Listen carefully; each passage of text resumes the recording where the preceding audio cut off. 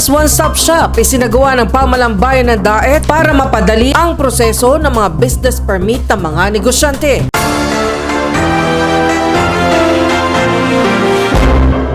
Sa isinagawang flag raising ceremony ng pamahalang bayan ng Daet nitong January 12, 2026 sa harap ng Municipal Hall na dinaluhan ng mga opisyal at kawani ng lokal na pamahalaan gayon din ng mga panauhin mula sa iba't ibang tanggapan. Pinangunahan ang seremonya ng mga piling opisyal ng munisipyo bilang bahagi ng patuloy na pagpapalakas ng disiplina, pagkakaisa at malasakit sa serbisyo publiko. Sa naturang aktibidad, muling pinagtibay ang panata ng mga kawani sa tapat at espesyenteng paglilingkod sa mamamayan ng Daet. Isa sa mga mahalagang anunsyo sa nasabing pagtitipon ay ang opisyal na pagsisimula ng Business One-Stop Shop o BOSS, isang inisyatiba ng lokal na pamahalaan na naglalayong pabilisin at padaliin ang proseso ng pagkuha at pag-renew ng mga business permit at iba pang kaugnay na dokumento. Formally po sa araw na ito ay sinisimulan na po natin ang almost 2 months na pagsisimula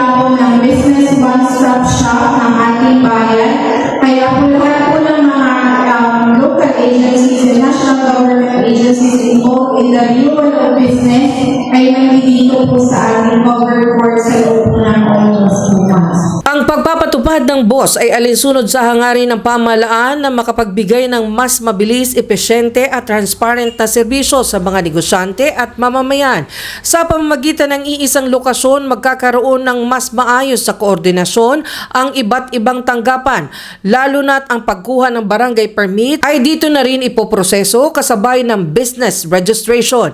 Inaasahang makakatulong ang BOSS sa pagpapalakas ng lokal na ekonomiya ng Daet sa pamamagitan ng paghikayat sa mas maraming mamumuhunan at negosyante na magtayo at magpalawak ng kanilang mga negosyo sa bayan.